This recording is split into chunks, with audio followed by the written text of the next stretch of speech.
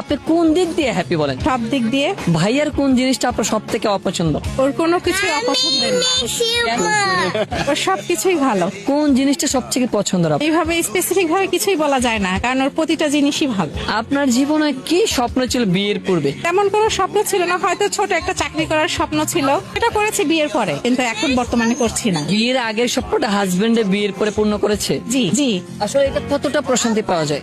অনেক বেশি প্রশান্তি পাওয়া যায়। ভেবেছিলেন অন্য কোনো কেউ যে হাজবেন্ড হইতে এরকমটা হবে? ওর মতো কেউ হবে না। ওনার হাসিতে আপনি কি দেখেন? ওর হাসির ভিতরে পূর্ণতা। আপনার জীবনে বিবাহটা কিভাবে হয়েছিল? রিলেশনশিপ দ্যাট ওই ফ্যামিলিগতভাবে আর কি আগান।